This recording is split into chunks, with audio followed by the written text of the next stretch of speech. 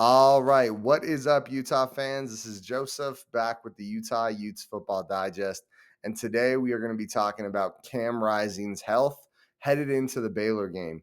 Is it a real possibility that he could be playing in the Baylor game? We're going to talk about it. Is it, how likely is it that he is playing in the Baylor game? We'll break it all down.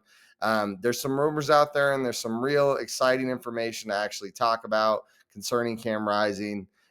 Last week when we got to the Florida game, up until the last second, I was still, in the back of my mind, just like, yeah, he's probably not going to start, but hopefully he's out there. But then when I saw him not dressed for the game, I was like, okay, he's definitely not out there. um, but this week we have a little more news and a little more exciting content to talk about as far as Cam Rising's injury. So we'll dive in, we'll talk about it, we'll see where he is, and we'll see if we can get him in for the Baylor game. Before we go into all that, make sure you guys like the video. Also, make sure you guys comment down below. What do you guys think as we break down the data we have and the information we have? How likely is it that Cam is playing in the Baylor game? I'd love to hear your opinions. And if you haven't already, make sure you guys subscribe to the channel. We're going to be putting out a bunch of football content, and I'm sure you'll enjoy watching it. So make sure you guys subscribe. Outside of that, let's go ahead and dive right in.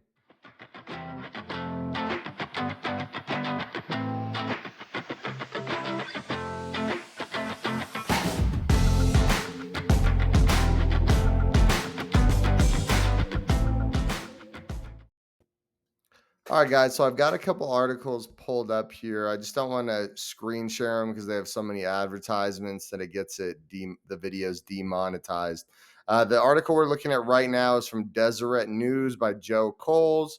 So thanks for the article, Joe. Just don't want to feel like I'm not shouting you out.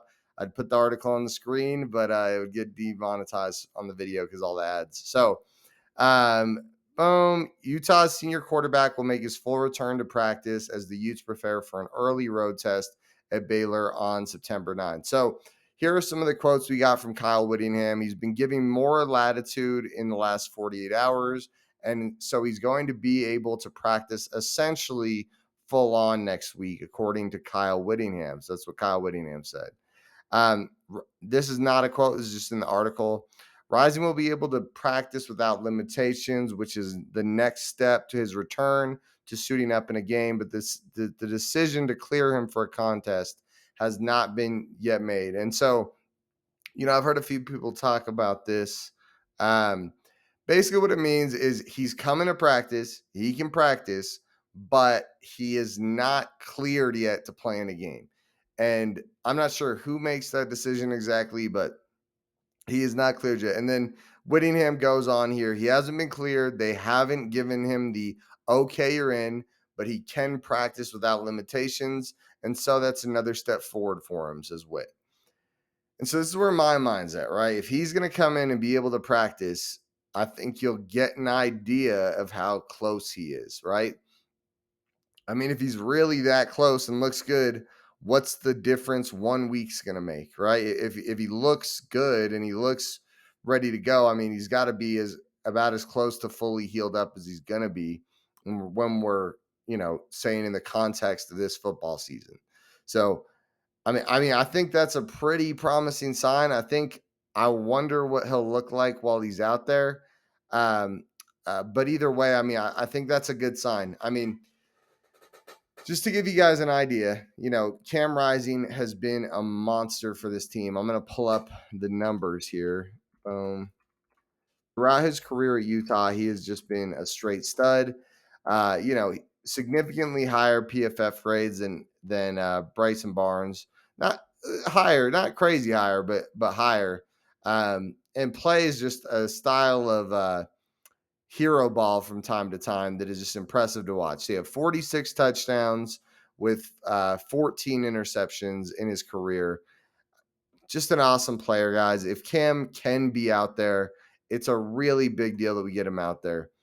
And then let's go ahead and talk for a minute about what the situation looks like if Cam is not out there. All right, and so if Cam is not in this game, we're going to be looking at Bryson Barnes and Nate Johnson. Now, Nate Johnson, number 13. Bryson Barnes is number 16. If you guys remember watching them on the field, Nate Johnson's super explosive guy, a guy that can run the ball like crazy. I made this comment last week that when he was out there against Florida, and Florida has a ton of talent, that he looked like the most explosive player on either side of the football. He looked fantastic when he was running the ball. He didn't look so great throwing the ball, right? I believe he was 4 for 6 for like no yards. It was something crazy. Let's see. I can actually pull it up here. Yeah. 3 for 4 is actually the number on 6 yards. Yeah. So 3 completions on 4 attempts for 6 yards. So didn't look good throwing the ball, but really looked nasty running the ball. Let's pull that up. Rushing the ball, he went 6 carries for 45 yards and 1 TD. And on 2 of those carries, he really made huge plays with not a lot in front of him. He turned like 5-6 yard gains into huge breakaway runs. So that's kind of what you're getting with Nate Johnson, just an explosive runner and just a dynamite athlete. Excuse me. The other guy that will be in the conversation for quarterback is Bryson Barnes, number 16. And he is a pretty explosive athlete in his own right. Not like what Nate is, where he's an insane athlete. He's more just like just a good athlete, like a guy that can run the ball well, not afraid to lower his shoulder, and he's pretty fast. Like he's an athlete. But with him, what you're getting is a guy that knows how to run the offense effectively. I mean, watching the game last week, there were some plays he made where he just made the right decision and made the easy throw that really made plays for us, because he put the ball in the hands of the playmakers and let them go make plays. And that's sometimes when you're a quarterback, that's the game, right? And so that's what you get in Bryson Barnes, a guy that knows the offense super well and is able to drop back, make the right decisions, and just look pretty good doing it. Now, last week against Florida, it was a lot of split time where Nate was in a little bit, Bryson was in a little bit. They were kind of feeling it out, seeing what was going on, and it worked pretty well. Honestly, like they knew when Nate Johnson was in that he was going to run the read option, and even though they knew that's what he was going to do at least 50% of the time, they couldn't really stop it. He looked so good out there running the ball, like one of the best runners on the field. So he looked awesome.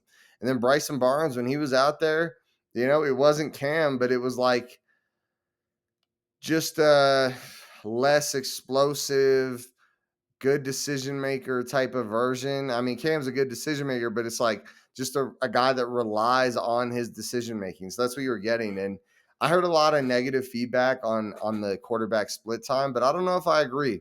I mean, if for some reason Cam can't go, let me be clear. If Cam cannot go, I don't hate the idea. If Cam can't go, Cam needs to be in, right? Cam's got to be the guy. But if he can't, I really don't hate the idea of the split time idea. I mean, these guys are both talented quarterbacks in their own way. Let them go in and out. I love the idea of both these guys getting reps. There's a really good chance that one of these two is the guy once Cam's gone. And I don't hate them getting reps. And, I think they both bring a lot to the table. So I don't hate that idea of both of those guys splitting some time. So if it is Bryson, I think that'll be a guy that can really run the offense well. And I think against Baylor, how much it looked like they struggled against the pass with Texas State.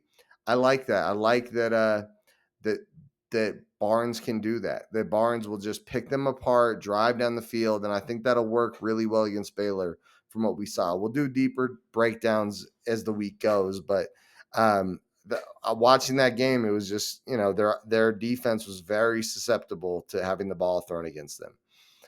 I mean, I would also say Nate may be a great option too, but if you were going to pick one of them, considering how easy it looked to throw the ball against Baylor, I like Bryson Barnes in that regard. So if they're not going to do the split time, I like Bryson Barnes being the guy for the game.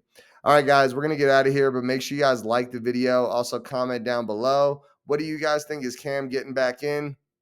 Is he going to be in for the Baylor game? I mean, it sounds somewhat promising that he's practicing, but also if he doesn't get in, what do you guys think? Who should be the guy? Should it be the split time? Should it be Bryson? Should it be Nate? I'd love to hear your guys' opinions, and make sure you guys subscribe to the channel. We're going to be putting out tons of Utah Utes football content, and I want to make sure you guys are around to watch it. Outside of that, I'm out of here. Go Utes.